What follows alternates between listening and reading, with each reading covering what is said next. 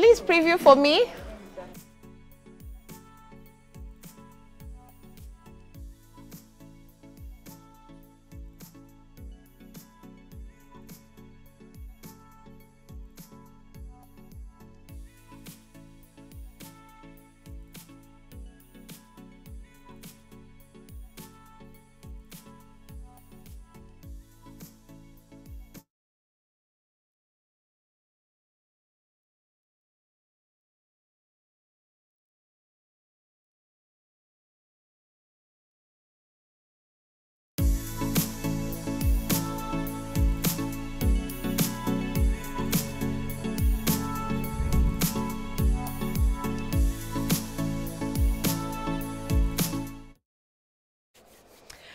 Okay, good morning, and thank you so much for sticking with K24. I'd like to welcome you to our social hour. This being a great Thursday, we are appreciative. We are blessed to be here in studio with you, coming to you live from what we like to call our communication center.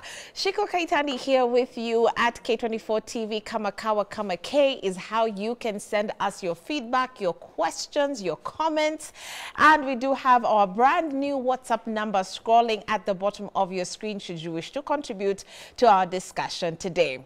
All right, so ladies and gentlemen, Kenya's National Donkey Welfare Day is coming up, 17th of May. That's Kesho. Is a very big day for the working animal, okay? And that's because we're taking time, or at least time has been taken, to recognize the contribution that donkeys make to the national and rural economy across Kenya. If you're wondering, how so? Why are we having this discussion? We want you to sit back, okay, and listen to our panelists, okay, who are about to break it down, and perhaps you'll start to look at this beast of burden differently going forward. Let's welcome to the show Florence Ndeti. She is the CEO of Katias in Kitui. Florence, welcome. Okay, and then seated next to me is Elijah Mithigi. He's the program manager at Brook East Africa. Elijah, karibu sana. Asante, Shiko. Good to have the two of you in studio. And I think I like this conversation because out of the norm from what I would typically be talking about. So I'm curious to learn a lot from both you, Florence, and Elijah. I looked at the counties in which you are going to be marking the Welfare Day. So you've got Kisumu, Nyandarua, Kajiado, Nakuru, and Kitui. I mean, either one of you could actually help us understand, first of all, why these counties specifically. Why aren't the donkeys from Wasingishu and Kiambu invited? Elijah? Wasingishu and Kiambu. No, thanks, yes, thanks. Because there are donkeys in Kiambu and sure. we don't see them on the invitation list. On the map. Yes, so help us understand just some context behind it. Asante, asante. Thanks so much for having us today. And as you have said, tomorrow we celebrate this animal. Right. Yeah, beast of burden, yes, in the past. But we are changing that narrative to beast of hope. Oh, nice. Yeah. Nice. A lot of hope through this animal. But then why these other counties and why these ones that we are celebrating? Just to give you a perspective about Brook East Africa, we are a charity that deals with animal welfare. Right. And especially specifically working equines. Right. It's a family of donkeys, horses, and mules. And in our East Africa region, where our office is based, we are in Kenya, we are in Tanzania, we are in Somaliland, we are in Sudan, and we are in South Sudan, and bits of Uganda. Okay. But specifically in Kenya, we are in about 22 counties. And in all these counties, donkeys are so vital. Yeah. But then in terms of tomorrow's celebration, we have picked some spots. Right. Some spots, not because the others are not important. There was an issue and the Kiambu. Yeah. Not at all. Yes. But we want to, come together in a bit of, combining the Western, saying let's do in Kisumu. Okay. A bit of Eastern, let's do Kitui. So it's just mapping up a few areas. Yeah. which we can tomorrow convene together and do something. And also Nairobi, we are in Nairobi, so Kiambu is metropolitan.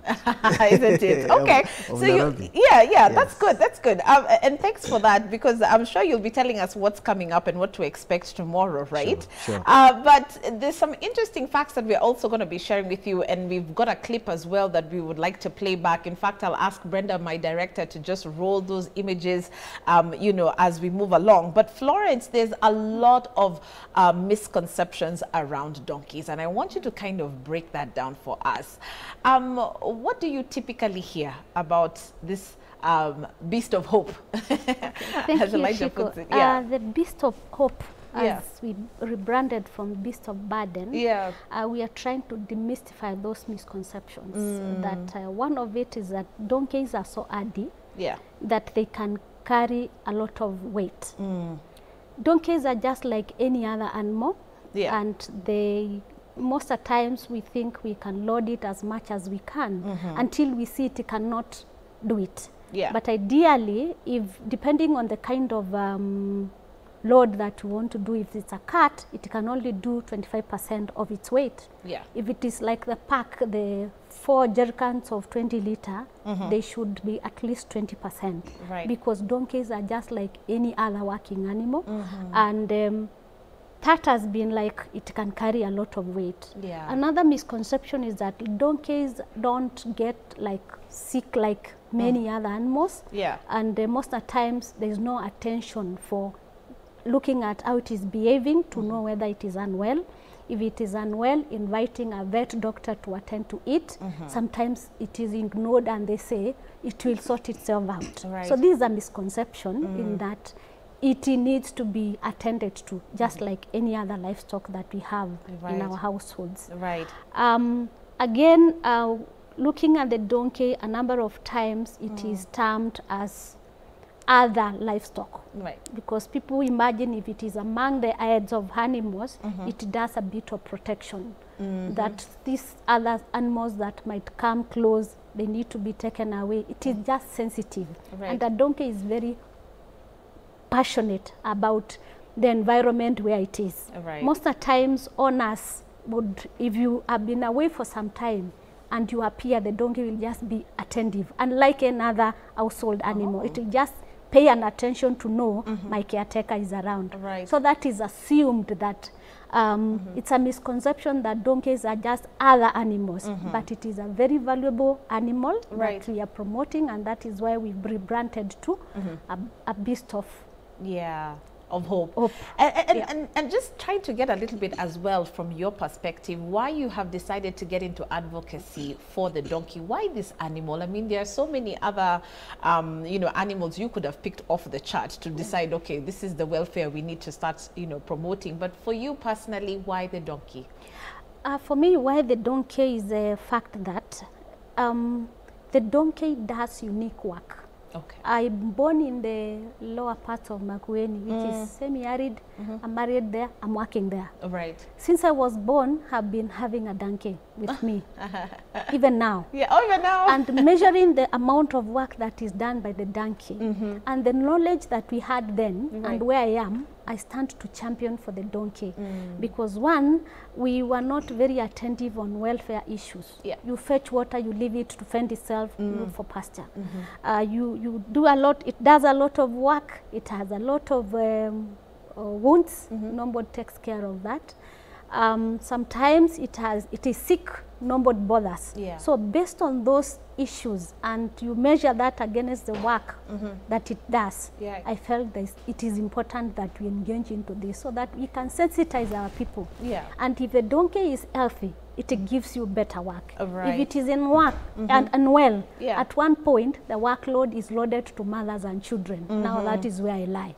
If you don't have a donkey, if you are a woman married in a household where there is no donkey, you become the donkey. Because the work must be done.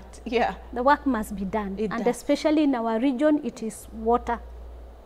Bringing water for household and also livestock use. Those distances, if you don't have the donkey, the mother and the children will cover. So that is where we are championing for healthier donkeys right. to do the workload so that we can relieve that from the mothers and children and give them some leverage to do other important businesses within our communities. I love it. Yeah. I hope you're catching on, our dear viewer, and understanding even why we're having this particular discussion.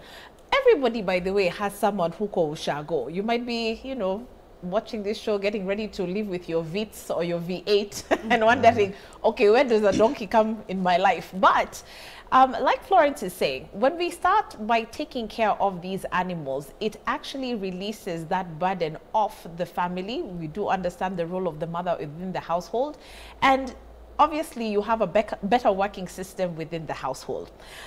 Please send in your contributions, your text messages, even your comments in regards to what is going to be celebrated tomorrow. It's a very interesting discussion we're having this morning. We've got our WhatsApp number at the bottom of your screen. We also do have some incredible footage that we're going to be sharing with you later on in the show.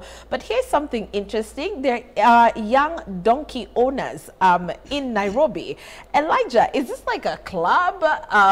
It's an interesting concept. What is young donkey owners? It's like a club, actually. It's like a club, isn't it? Men club. But yeah. young men. Yeah. Actually, what people don't realize, right. this city of ours, in the lower income areas, right, and a bit of slum areas, rely heavily on this animal called donkey. Wow. In terms of their access to water. Because there is no water, tap water, so somebody has to buy water. Yeah. If you go around from Kiserian, yeah, Kiserian, let's call it Nairobi, I mean it's... Yeah, pretty much. Rongai, going all the way to Ruai, Githunguri, Limuru, yeah, Kikuyu here. Yeah. Kikuyu You here. will interact with donkeys every single day, that is carrying jerry cans of water on carts, right, delivering them either to households, to hotels. To hotels. And also in the evenings, you will notice many people moving houses right, from one place to another. the other. You know so they are the movers. They are the movers. Right. Because a pickup is expensive. A donkey, I mean, one is not using fuel. Right. No, and so it's cheaper, it's more affordable, and that work is being done by a good deal of young men. Yeah.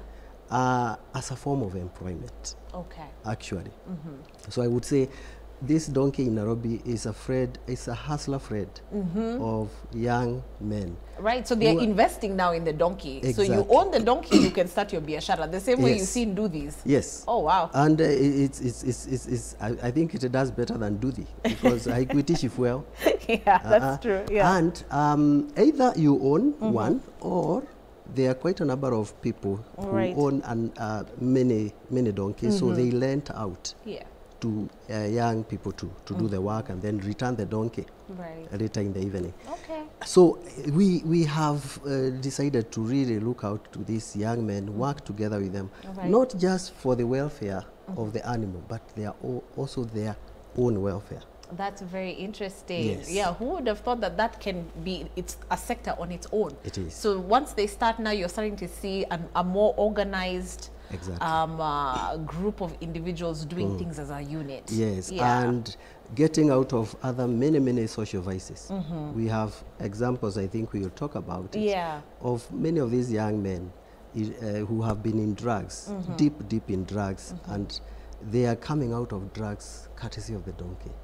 Right, because hapo ndio kazi sasa. Kazi iko hapo, na huwezi fanya kazi na hii puda ukiwa uko tops, umekunywa tei, umekula mihadarati.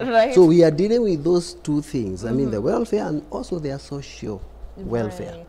Genuinely so. Fantastic. We are seeing transformation. Yeah. And a good number of them are getting out of poverty. Right. Some of them, today I can tell you a number of these donkey owners who are landlords. Oh, no way. Oh, yes. Fantastic. Oh, yes. That Here is in Ruai, we have examples. And it all started with the donkey. The donkey. Like Naivasha the same. Yeah. Yes. That is beautiful to hear. I understand that you're seeing similar changes also where you're from in Kitui, Florence. Yeah, true. one of the things, Kitui scenario is slightly different from Nairobi because we are rural to some extent. Yeah. And most of the youth are using the donkeys in peri-urban areas, mostly to supply water like the hotels and everything. Not a lot of movers because we are not moving a lot. And we must say that the youths are taking advantage and they are also using the donkey as a source of socio-economic transformation. Because you need almost near nothing to begin your business, especially to fetch water. You can borrow your ant and donkey, you go fetch water. At the end of the day, you have money, then you return the donkey. Within no time, when they are brought into groups, they do what we call savings and lending, and they begin to buy their own donkeys. Then you become a donkey owner. Oh, nice. Then you continue with it, and you are earning from it. So it's not different, but Nairobi has a unique case. So us, it's not as amplified as them, but we've seen that level of transition for the youth as they continue using the donkey. And it's really an initiative for socioeconomic transformation because one, they are busy, they don't have time to do drugs and everything. In the evening, they are tired, they want to rest so that they can do their business tomorrow, so they are occupied during the day. It's true. So it's almost like you're getting contracts. You know, you have work tomorrow, so Florence has given me nihamishe hii ama nimbebe maji in this and this. So literally, they actually do have contracts every day.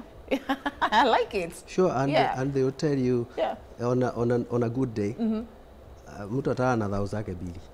Hey, on a good day. That's amazing. This is Nairobi. And so you're looking at someone earning almost 40K a month. Yes. If things are going good. Yes. Na haina za kutoa mingi. It's not taxed. It's not taxed. Na hamukutani na KRA. Well, maybe we shouldn't have even announced that. I shouldn't have said that, actually. Because KRA now, I'm thinking, by the way, why did we forget Donkey Owners Association? I take that back for that. But for sure, you see economic transformation. Because of that. And so, like what we are doing, we are saying, when you get your 1,000 or your 500, please, let's save you from, taking all of it to drugs. And investing it as Florence is talking about saving. So we organize them into groups so that they're able to save as group. And the things they're doing are just amazing. Absolutely. Yes. I love it. We're going to take a short commercial break in about 4 minutes. And Brenda, kindly cue that video for us because we're going to be playing something that was actually handed to us courtesy of Brooke, right? But in the meantime, just alerting our viewers yet again, we want to sample your texts and your feedback in regards to the societal role and significance of the donkey. In these 4 minutes, I'd like the two of you to give me your personal stories of some of the saddest things that you have seen around donkey mistreatment. Elijah, let me start off with you. What really did break your heart, just understanding what the beast of hope really does go through and you said, no, something has to change? I would say my first interaction with cruelty, to animals was in a place called Mwea, where they use donkeys for. Actually, the rice industry in Mwea is driven by donkeys. Oh, okay. Because all the rice from the rice fields to the rice mills, hiyo ni kazi ya puda. There are no pickups and trailers that can go to the rice fields. But that being the case, passing through Mwea, you find these young men. They have loaded 3 donkeys. Actually, 2 of them are on the side trying to fight. There is a way you also have to harness the power. So if there is one donkey in the middle, which is carrying a weight, when we calculated, they had about 10 bags of 90 kg of rice. Oh my God. Extremely heavy. But the most heartbreaking was the way they were whipping and driving that donkeys like crazy. Crazy. The whip is this one that is rubber. But they have another whip, another stick that is poking the donkey somewhere at the back. But the place they are poking has a wood. Ndio wanaitaga nini ya ni kama gear. So they are poking the wood. So out of the pain, yeah, it's the pain that is driving this animal. That is the cruelty of the highest order. Right. Knowing that this animal is making you earn your living, why are you treating it this way? Right. And the whip, must you use it? And then I stopped and I said, guys, why this? Of course, the answer was Pudan Young. Yeah, well, I mean, who are you? Who are you? Yeah. But yeah, of course, we have been engaging them to answer that question, who are you? Yeah. after some time, we are seeing some change. Right. But that really broke my heart when I interacted with that scenario. Wow. And another case of a donkey really maliciously cut. The leg was almost going off because it had invaded a neighbor's farm. But you know the perceptions we have about donkeys? If your cow invades your neighbor's farm, I don't think we do that. Of course not. We go we and see say, the value in the cow. Yes, we say, hey, we kwa nini unakubali ng'ombe yako ikuje, at least tuende kwa chief, ulipe gharama. But for the donkeys, what they were doing, again, the same area, was malicious cut.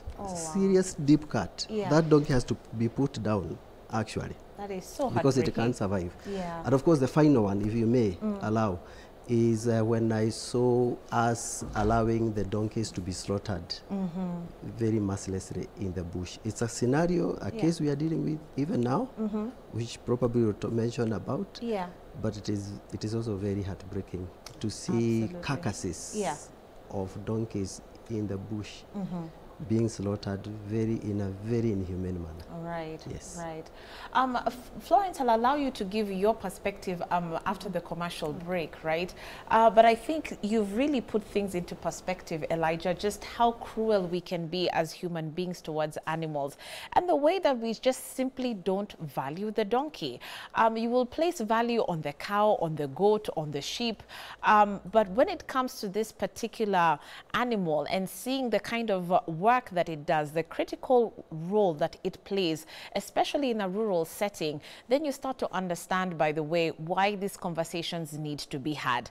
We want to take that break and give you the opportunity, obviously, to text in. Brenda, being my director this morning, will cue me to sample those text messages. Let them stream in through our WhatsApp number that's at the bottom of your screen. We'll see you in just a sec.